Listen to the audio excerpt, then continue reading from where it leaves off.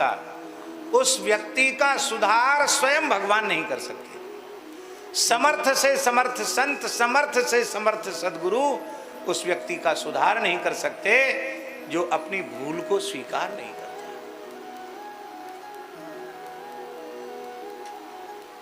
आज हम लोग क्या हैं, कीड़े मकोड़े जैसे भी नहीं है महाराज जी। तो हमारा कोई दोष कहने लग जाए तो वह हमारा शत्रु हो जाएगा। पर भगवान व्यास से बड़ा कौन होगा। भगवान व्यास कह रहे हैं, हे नारद जी, आप बिल्कुल ठीक कह रहे हैं, पर आप कृपा करके मेरे साधन में त्रुटि कहाँ रह रही है, मेरी भूल हमको दिखाइए, समझाइए, जिससे मैं अपनी भूल का परिमार्जन कर सकूं।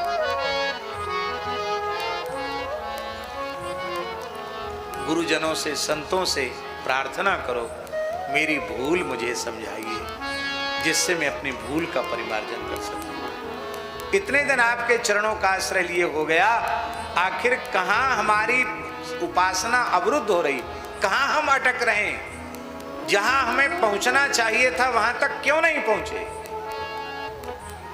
गुरु जी का दोष नहीं, भगवान का दोष नहीं है, शास्त्र का दोष नहीं है, हमारा अपना दोष है। और ईमानदारी से, जैसा कि आप दूसरों के बारे में सोचते हैं, ऐसा आत्मनिरीक्षण तटस्थ भाव से अपना करने लग जाएं, तो आपको स्पष्ट दिखाई पड़ जाएगा हमारे जीवन की कमियां क्या है। और कमी रहती तब तक है जब तक हम उन्हें स्वीकार नहीं करते। स्वीकार कर लें तो पश्चाताप होगा, पश्चाताप होगा तो प्रायश्चित होगा, फिर वह कमी हमारे जीवन में आवेगी। व्यास जी इतने बड़े हैं, अब वो नारद जी से कह हमारी कमी हमको बताइए। नारद जी ने वही कोई लाग लपेट नहीं की। कहते तो हम लोग भी हैं कि महाराज जी हमारी कमी हमें बताइए, पर महाराज जी सुनकर भी कमी नहीं बताते। इसलिए नहीं बताते कि ये किस स्टेशन से बोल रहा है, हम इसकी स्टेशन समझते हैं।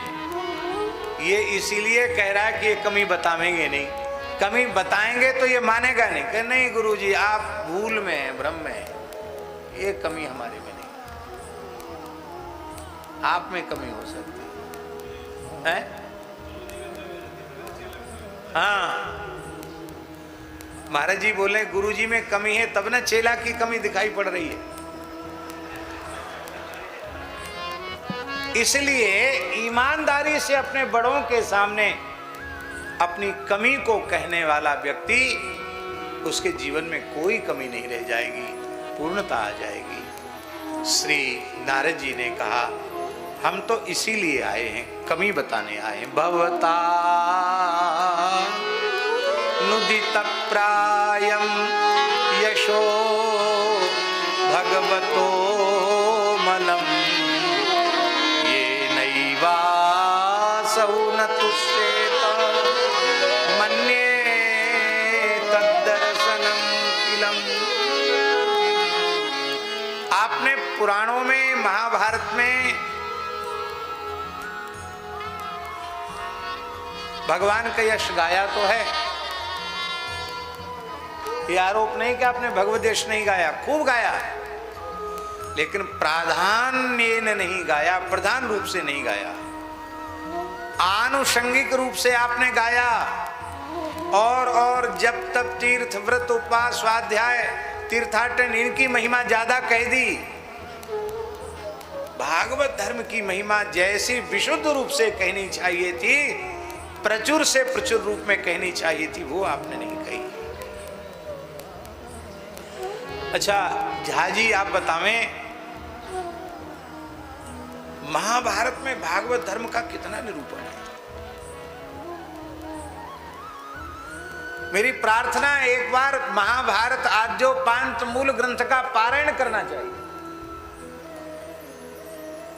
महाभारत में रसिकों का जो अनन्य धर्म है, एकांतिक भक्ति है, उसका भी वर्णन है महाभारत में। परमैकांती भक्तों का भी लक्षण है। अरे श्रीमद् भगवद गीता जैसा शास्त्र महाभारत में प्रकट हुआ है, क्या नहीं है महाभारत में। पर महाभारत में कणक की कूटनीति भी है। धृतराष्ट्र कणक नाम के ब्राह्मण को बुलाता है और कहता है, मेरे पुत्रों का पराभव होता जा रहा है और मेरे शत्रु पांडवों का की उन्नति निरंतर होती चली जा रही है। मैं जल रहा हूं अपने शत्रुओं की उन्नति को देखकर, तुम कुछ सलाह दो। तो कूटनीति का उपदेश करता है, महाराज आपका दिमाग खराब हो जाएगा उस कूटनीति की बातों को पढ़ करके। हमारे कहने का प्रयोजन ये है कि जो भागवत धर्म का निरूपण महाभारत में है वो तो हम लोगों की समझ में नहीं आता, पर जो छल कपट की बातें, शकुनी का काम बहुत अच्छा था, कूटनीति बहुत अच्छी थी, धृतराष्ट्र के विचार बहुत अच्छे थे, दुर्योधन के विचार बहुत अच्छे थे, ये बात समझ में आ जाती। एक साधु साई कथा सुना देते आपको। हमारे गुरुदेव पहाड़ी बाबा महाराज की सुनाई हुई कथा है। बोले एक पंडित जी बनारस में पढ़ के आए थे। बनारस वाले महाराज बैठे हैं ना, इसलिए बनारस का नाम बार बार आ रहा है। बनारस में पढ़ के पंडित जी आए और ब्राह्मण का धनहीनता से तो चोली दामन जैसा संबंध होता है। तो विवाह तो हो गया लेकिन बहुत विपन्नता थी, गरीबी थी। तो गृहिणी ने कहा, ब्राह्मणी ने कहा, देखो राजा बड़ा धर्मात्मा है, उसको कथा सुनाओ, उसको दया आएगी, कुछ न कुछ सेवा कर देगा, व्यासपीठ पर कुछ तो चढ़ाएगा। तो उन्होंने सोचा कि भाई भागवत करें तो 7 दिन में पूरी और राम कथा कहें तो 9 दिन में पूरी। महाभारत कहो 4 महीना कम से कम लगेगा, इतना विशाल ग्रंथ है। तो पंडित जी ने 4 महीने महाभारत कही। महाभारत पूरी हो गई, राजा ने कुछ नहीं दिया। तो सोचा शायद भूल गए होंगे, तो कथा पूरी करके पोथी वहीं छोड़ के अपने घर लौट आए। ब्राह्मणी ने कहा क्या लाए? कहा महाराज कुछ नहीं दिया, लोभ पूर्वक गए, उसका तो नतीजा ये हो नहीं था। बोले नहीं, शायद महाराज को भूल गया होगा, आप सामने पढ़ोगे तो उनको याद आएगा कि पंडित जी ने 4 महीना कथा सुनाई। तो पंडित जी गए ब्राह्मणी के कहने से। तो सबसे पहले तो उनको राजकुमार मिला।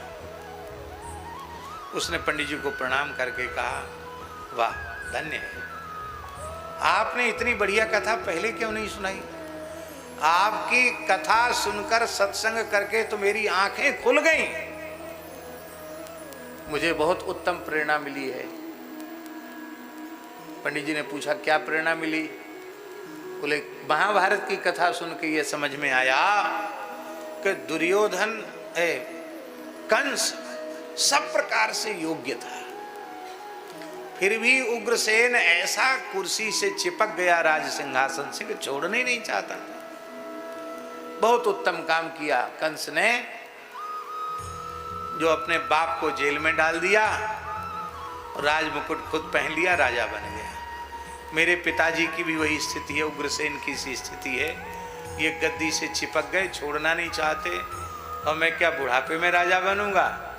मैंने मंत्रियों के साथ षड्यंत्र कर लिया है, थोड़े ही दिन में महाराज को अपदस्थ करके जेल में डालूंगा, फिर राज्याभिषेक मेरा होगा, तब आपको दक्षिणा दूंगा, अभी मेरे पास है ही क्या। पंडित जी ने माथा ठोका। इतनी महाभारत की कथा सुनकर इसने प्रेरणा कंस से ली। आगे बढ़े तो राजकुमारी मिली, प्रणाम किया, कहा पंडित जी आपकी कथा ने तो मेरा जीवन बदल दिया, मेरे चिंतन की दिशा ही बदल दी। क्या करूं? अभी तो मेरे मनोरथ की पूर्ति नहीं हुई है, या मेरे मनोरथ की पूर्ति होगी तो जरूर मैं आपको दक्षिणा दूंगी। आपने क्या प्रेरणा ली? बोले हमने ये प्रेरणा ली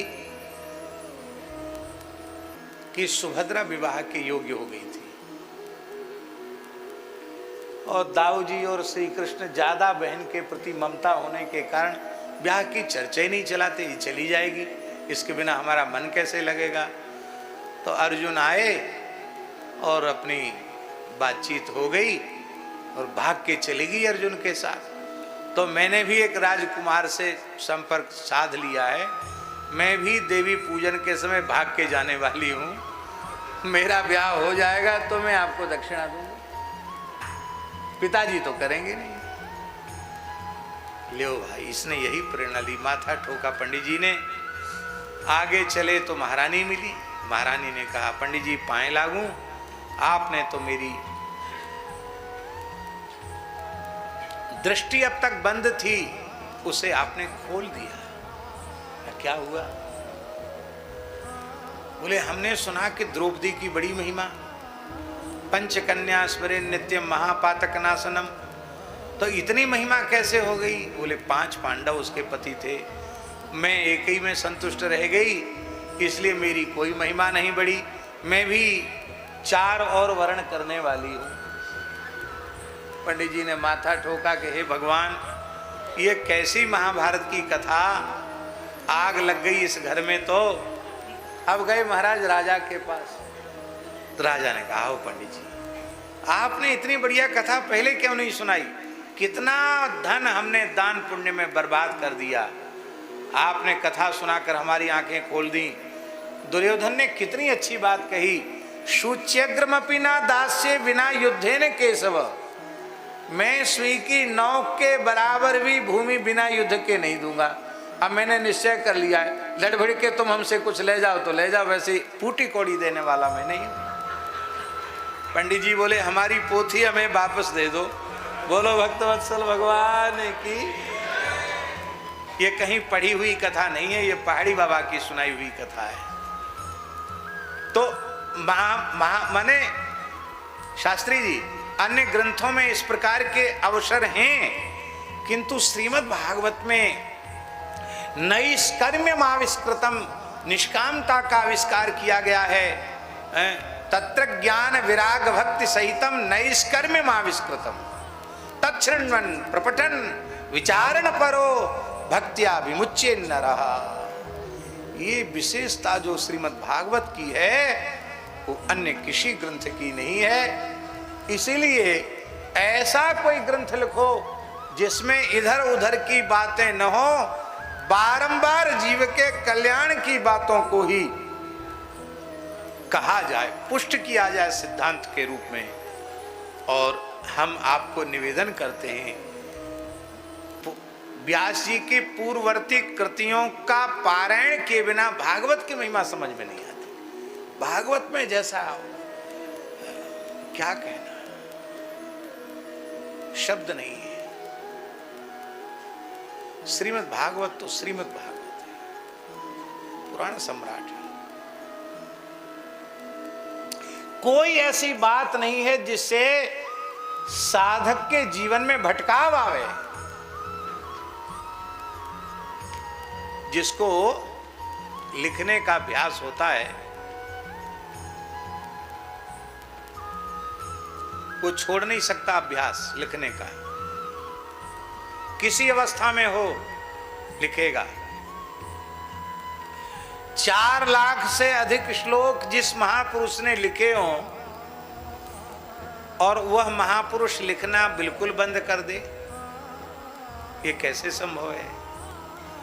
श्रीमद् भागवत के प्रणयन के पश्चात व्यास जी ने कुछ भी नहीं लिखा।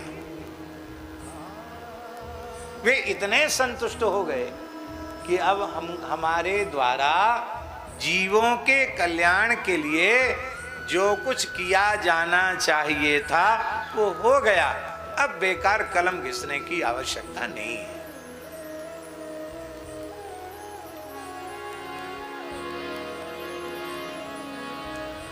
हमारे पूज्य गुरुदेव श्री भक्तमाली जी ऐसे श्लोक लिखते थे, नवीन श्लोक, कि छंद का लक्षण घटावें, फिर काटा पीटी करें, यहाँ करें यहाँ करें, ये सब कुछ नहीं। बस कलम उठाई, हमने आंखों से देखा है। और विविध छंदों में ऐसे श्लोक लिखते थे जैसे उनको पहले से कंठस्थ हो। चाहते तो कितने बड़े बड़े पोथन न लिख देते।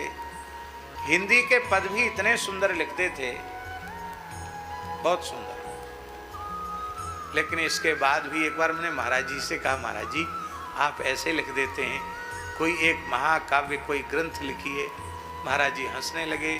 मैंने अपनी इच्छा से आज तक एक अक्षर नहीं लिखा। महात्माओं ने कहा भक्तमाल पर लिखो तो भक्तमाल पर टिप्पणी लिख गई। पंडित जी महाराज ने कहा कि भक्तमाल का विस्तार होना चाहिए, तो 4 खंड की भक्तमाल हो गई। चित्रकूट वाले पुजारी जी ने कहा कि चित्रकूट की स्तुति लिखो, तो संस्कृत में चित्रकूट चर्चिका लिख दी गई। फिर कहा महाराज आपने तो संस्कृत में लिख दिया, हम लोग तो हिंदी में होता तो अच्छा था, तो चित्रकूट चंद्रिका लिख दी गई। हमारी लिखने में प्रवृत्ति नहीं है, कोई महात्मा कहे के लिखवा ले तो लिख देता हूं। तो हमने कहा महाराज जी ऐसा क्यों? तो महाराज जी बोले पंडित जी तुलसीदास जी, नाभाजी, सूरदास जी, कबीरदास जी, इन संतों ने इतना लिख दिया है, इतना लिख दिया है कि जीवन भर पढ़ते रह जाओ तो भी पूरा नहीं होगा। व्यास जी ने इतना लिख दिया है कि जीवन भर पढ़ते रह जाओ तो भी पूरा नहीं होगा। अब ज्यादा लिखने पढ़ने की जरूरत नहीं है, अब मानने की आवश्यकता है। ये बात महाराज जी ने, क्योंकि उनके चित्त में लोकेशना थी ही नहीं। मान बड़ाई, पद प्रतिष्ठा की कामना की सूक्ष्म गंध भी उनके चित्त में नहीं थी। और सच्ची बात है, महापुरुषों के मन में होती भी नहीं है। ये तो ठाकुर जी ही उनसे कुछ लिखवा लेते हैं। बोलो भक्तवत्सल भगवान की जय। कितना लिखा व्यास जी ने।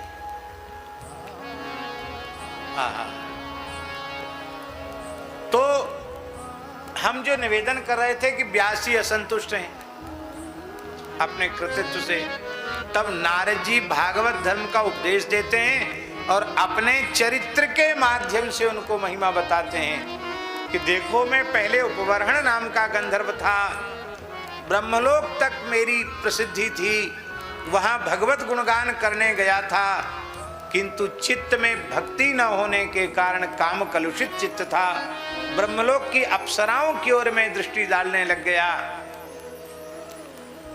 मेरा पतन हुआ और मुझे फिर मनुष्य शरीर में दासी पुत्र के रूप में जन्म लेना पड़ा। इससे एक प्रेरणा है कि भगवत गुणगान करने वाले को कितना सावधान होना चाहिए। भगवान के गुण गाने वाला यदि हाव भाव कटाक्ष से कंचन और कामनी का ही संग्रह करना चाहता, उपभोग करना चाहता है, तो वह ब्रह्मलोक तक पहुंचने के बाद भी नीचे गिर जाएगा। ये बात बिल्कुल पक्की है कि हम सुखदेव जी नहीं हो सकते, पर क्या यह विचार भी नहीं कर सकते कि जिस आसन पर भगवान ने हमको बिठाया है, संतों ने, गुरुजनों ने बिठाया है, वो परमहंस चक्र चूड़ामणि आचार्य महामुनिंद्र भगवान श्री सुखदेव जी का आसन है।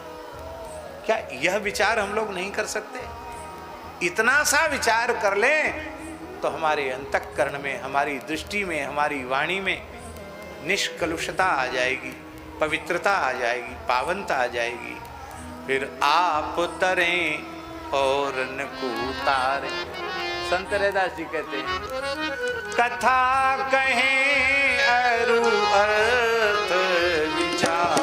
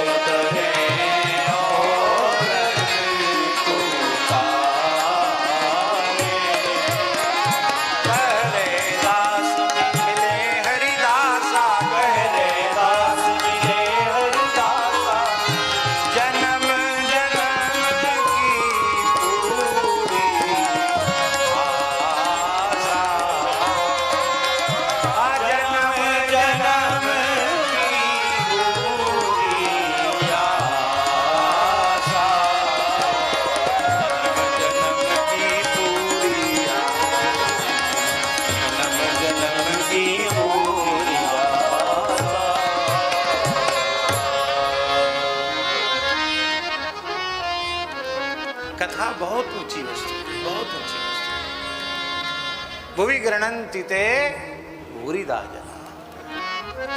तो दासी पुत्र के रूप में जन्म ले लिया और फिर संतों का चातुर्मास से दर्शन किया, 4 महीना सत्संग किया, संतों के वचनामृत सुने और उनकी जूठन खाई और उनकी कृपा हो गई। तो सब कुछ त्याग कर विरक्त होकर भजन में लग गया और भगवान ने मुझे ध्यान में दर्शन दिया।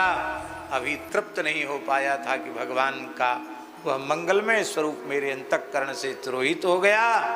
मैं रुदन करने लग गया। आकाशवाणी हुई, हंतास्मिन् जन्मनि भवान मामां दृष्टुमिहारहति अविपक्व कषायाणाम दुर्दर्शो हंकु योगिनाम। अपरिपक्व साधकों को मेरा दर्शन दुर्लभ है। इस जन्म में तुम्हें मेरी इतनी ही अनुभूति होगी।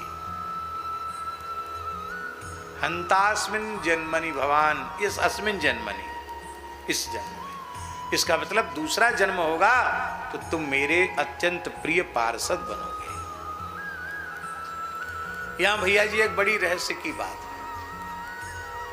नारद जी का ज्ञान वैराग्य कितना उत्तम कोटि का है। आप सोचो,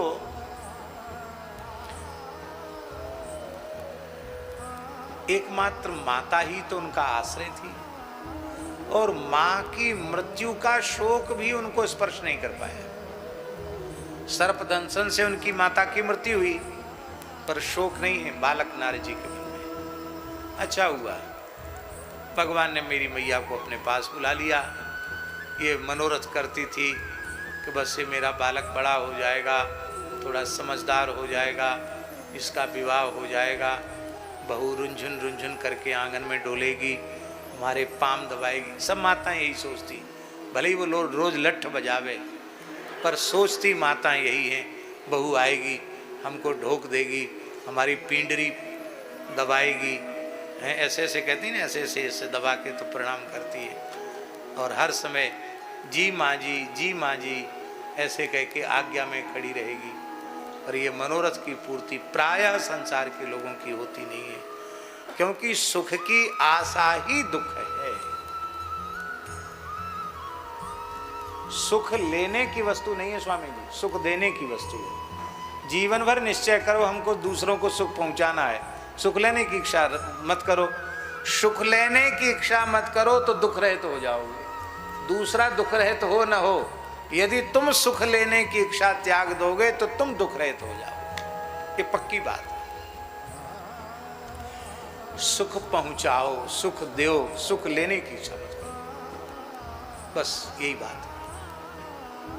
तो नारद जी ने उसको भी कृपा माना और इतना छोटा बालक सब कुछ त्याग कर हिमालय में चला गया। कितना वैराग्य है।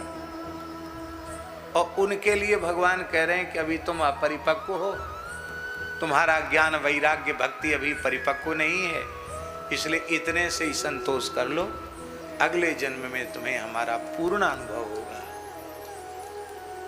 इससे एक बात प्रमाणित होती है कि श्री ठाकुर जी की कृपा की खिड़की खुली थी सतयुग त्रेता द्वापर में, पर कृपा का द्वार खुला है कलयुग में।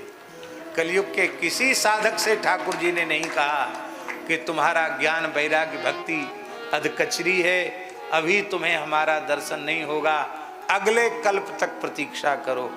ऐसा किसी को नहीं कहा भगवान ने। इसी कलिकाल में 56 बार श्री नामदेव जी ने भगवान का प्रत्यक्ष दर्शन किया। इसी कलिकाल में श्री नरसिंह मेहता ने 52 बार भगवान का प्रत्यक्ष दर्शन प्राप्त किया। इसी कलिकाल में गोस्वामी तुलसीदास जी ने अनेकों बार भगवान का दर्शन प्राप्त किया। इसी कलिकाल में संत श्री मलुकदास जी के मजदूर बनकर ठाकुर जी ने उनकी पोटरी ढोई। और इतना ही नहीं, लोग कहते कितने दिन में भगवान ध्रुव जी को 6 महीने में मिले, और मलुकदास जी ध्यान लगाकर बैठ गए, तीसरे दिन भगवान ने प्रकट होकर के उनको दर्शन दिया। आज भी कड़ा गांव में वो कोठरी है जिस कोठरी में उनको भगवत साक्षात्कार हुआ था।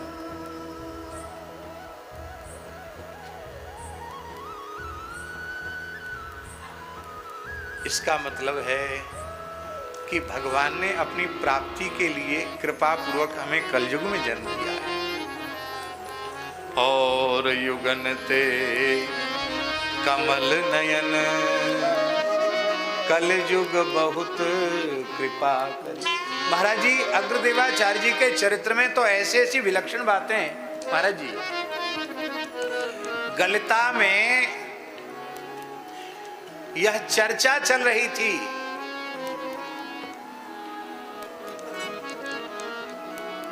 साधन साध्य की। सब अपना अपना मत दे रहे थे। योगी लोगों का अपना मत अलग था, ज्ञानियों का मत अलग था, कर्म योगियों का, अष्टांग योगियों का मत अलग था। पर जब खील जी ने अग्रदेवाचार्य जी की ओर इशारा किया कि तुम कहो, तुम मौन हो, तो श्री अग्रदेवाचार्य जी ने कहा कि श्री किशोरी जी को रघुनाथ जी की कृपा करुणा ही साधन है, वही साध्य है। क्योंकि साधन में प्रवृत्ति और साध्य की प्राप्ति बिना कृपा के संभव नहीं है।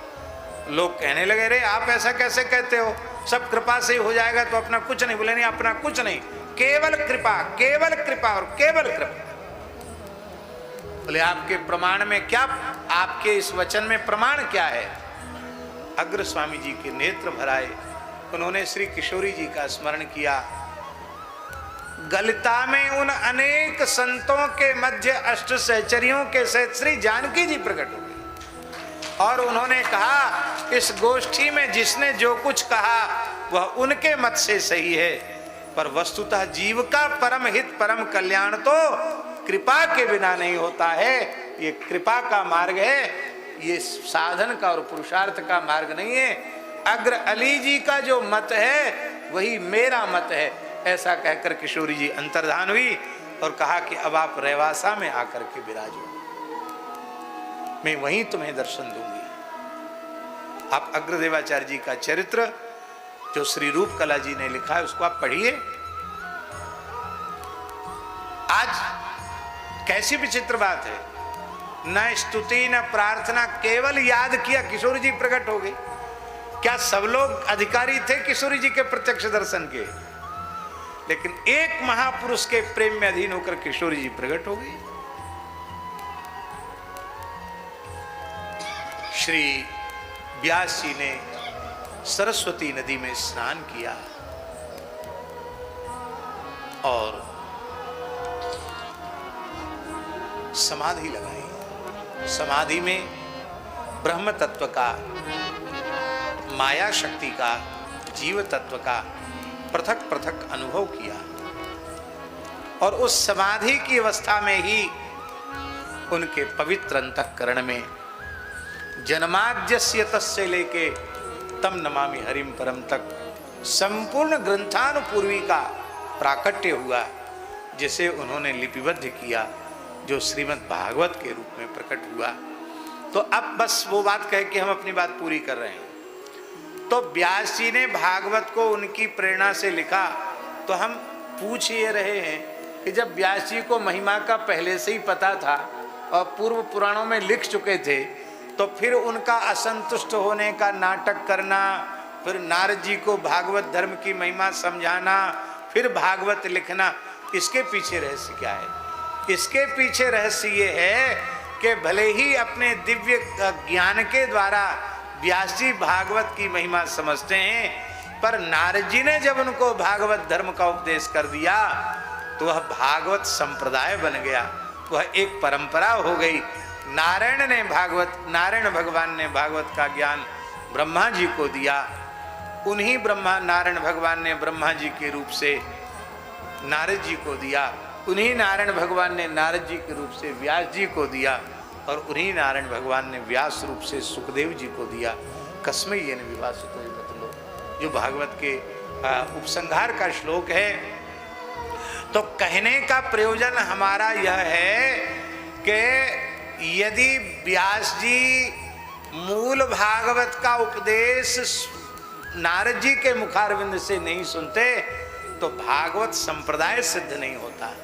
हमारे यहाँ महाराज जी, आज लोग कहते हैं ना, ये हमारा अपना मौलिक चिंतन है, हमारा अपना निजी चिंतन है, इदम नूतनम नूतनम, ये जो बात है ये नहीं, संप्रदाय होना चाहिए। आपकी इस बात का आधार क्या है? पूरी गुरु परंपरा। यदि गुरु परंपरा से वह सिद्धांत प्रमाणित है, तब तो आपकी बात गुरुमुखी साधुसाई भाषा में, और नहीं तो मनमुखी। मनमुखी जानते क्या होता है? अब कहाँ का है हमने पढ़ा तो कहीं आज तक है नहीं। पूज्य गुरुदेव पहाड़ी बाबा कहते थे, आपा पंथी मनमुखी, आपा पंथी मनमुखी, फिरे टोल के टोल। क्या? आपा पंथी मनमुखी, फिरे टोल के टोल। टोल के टोल फिरते हैं आपा पंथी मनमुखी। ये आपापंथी मनमुखी कैसे होते हैं? चलो ये भी सुना देते हैं, सब साधु साई कथा है, वृंदावन में नहीं कहेंगे तो कहाँ कहेंगे। एक भोला भाला था बेचारा। देखिए, इसलिए साधु बनने के बाद कम से कम 12 वर्ष तक गुरु सन्निधि में रहना चाहिए, अथवा गुरु जी जहाँ कहें वहाँ रहना चाहिए, जो साधन बतावें वो करना चाहिए। और आज चेला बने, कल दंड कमंडल उठाया घूमने चले गए। ऐसे कोई था भोला भाला, चला गया। बोले इतने दिन हो गए चेला बने, क्या मिला, अनुभूति बताओ। बोले महाराज कुछ नहीं, खाते पीते मस्त रहते हैं, खीर मालपुआ खाते, भेंट दक्षिणा लेते हैं, और क्या अनुभव बताऊं।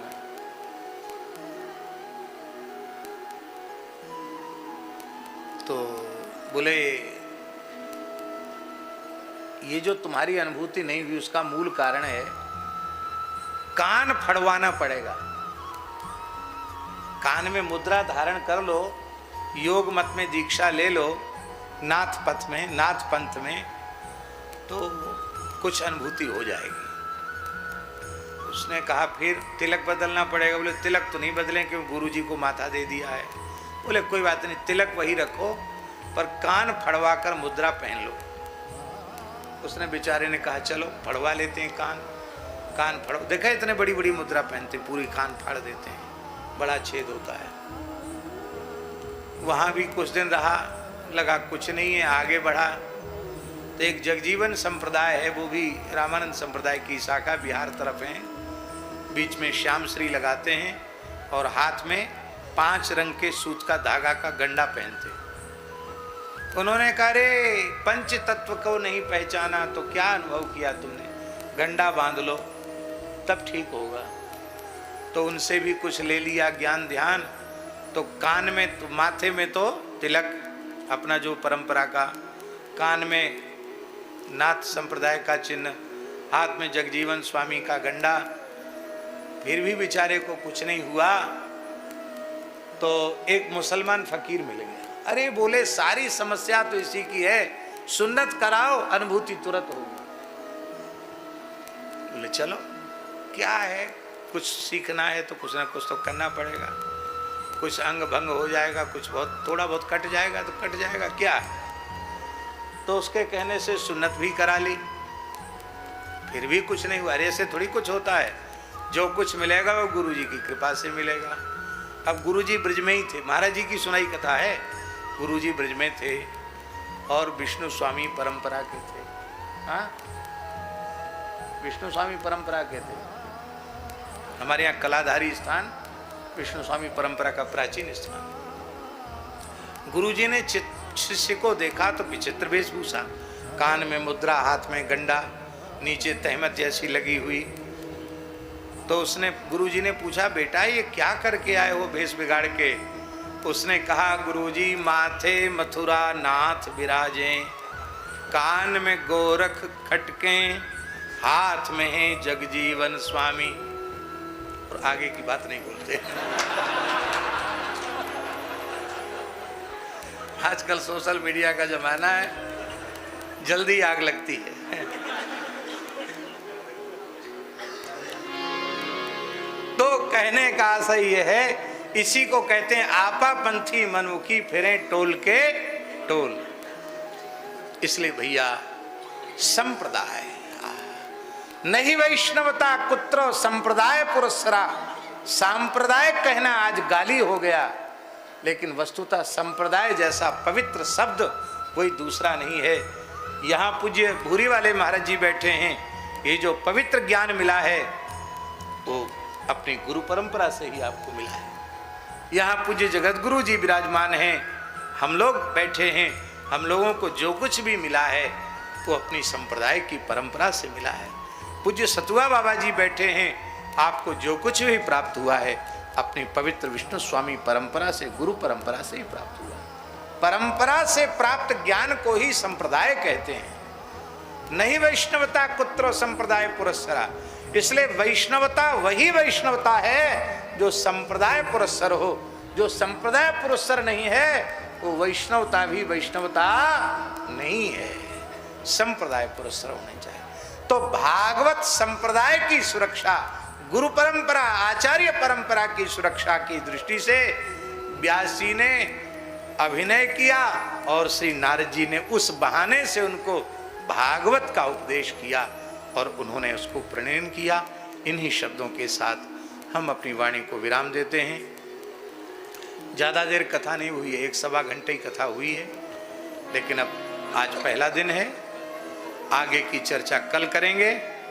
अभी सब लोग यथावत विराजे रहेंगे।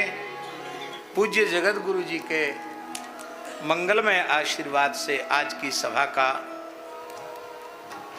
की पूर्णता होगी। हम लोग कितने भाग्यशाली हैं, आज पहले दिन ही इतने महापुरुषों की, संतों की कृपा हम सबको प्राप्त हुई है। ये विमोचन आज ही करना है क्या? नहीं,